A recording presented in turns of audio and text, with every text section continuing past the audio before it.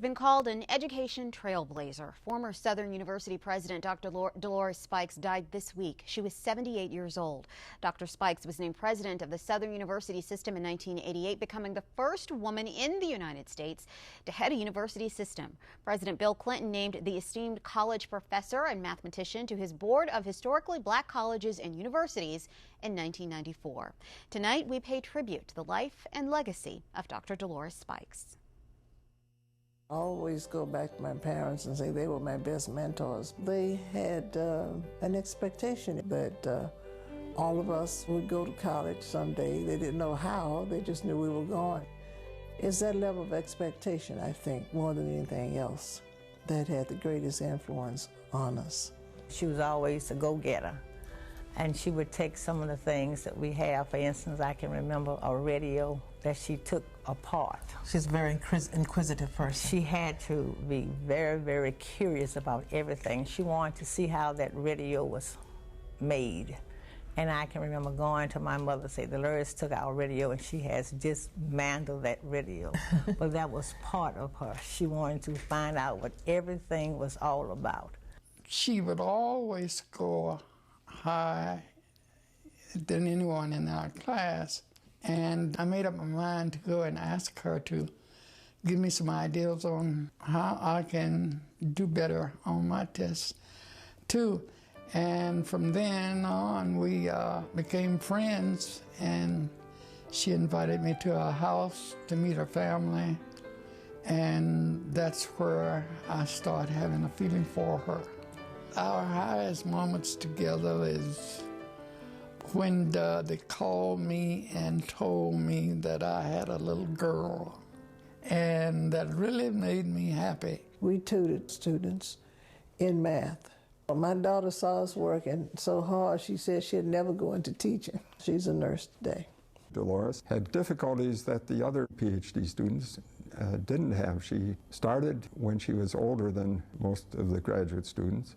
She had a family at that time, and she was working. She had a job. I always felt that she was very capable, very bright, and that she would write a good thesis, which she did. Dr. Spikes has always been very vocal, very outspoken, and very much the spokesperson for the voiceless, as she would say, or the underrepresented. And so for our faculty, she became the official spokesperson, especially as it related to the administration during that time.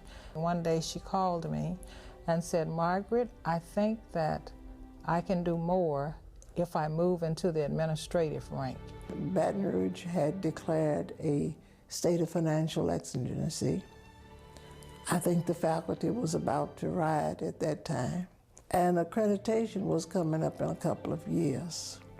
At the same time, the higher education desegregation suit had been renewed and it was ongoing.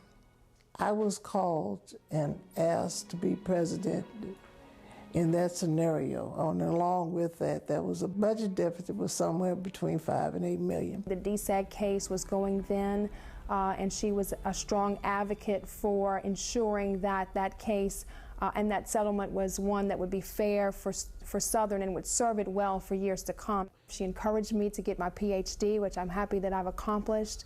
And you know, when you talk about heroes and sheroes in life, those people who open doors and raise ceilings, certainly Dr. Dolores Spikes would be at the top of that list for me. Dolores Spikes is truly a remarkable person. She was a strong leader.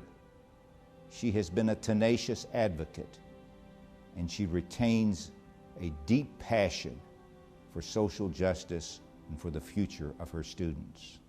President Clinton named her to the very prestigious board of advisors for historically black colleges and universities.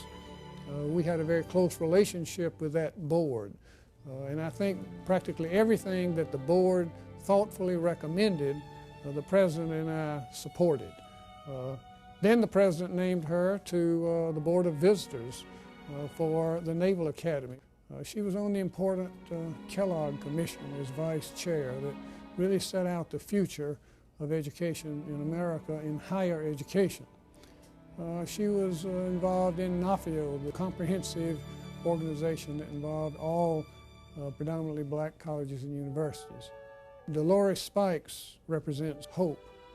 Hope that all children in America will get a quality education and even a higher education. That's where her real interest lies. Hope for all women who see this woman in leadership role accomplishing so much, but especially hope for African American women that certainly would look to her as a wonderful role model for ways to make a difference. I think ever so often someone comes along like Dr. Spikes that God just blesses with just the right amount of everything. And it seems that he has done that with her. And Charlie, I just wanted to share that fortunately I got a chance to work with Dr. Spikes early on in my career. Wonderful lady. She is everything that everybody said and so much more. Dr. Spikes made history in 1971 by becoming the first African American to earn a PhD in mathematics from LSU. She received numerous awards, including the Thurgood Marshall Educational Achievement Award, and was named by Ebony Magazine as one of the most influential black women in America. She also served as president of the University of Maryland Eastern Shore from 1996 to 2001. Everyone at Louisiana Public Broadcasting sends our warmest thoughts and prayers to the family and friends of Dr. Dolores Spikes.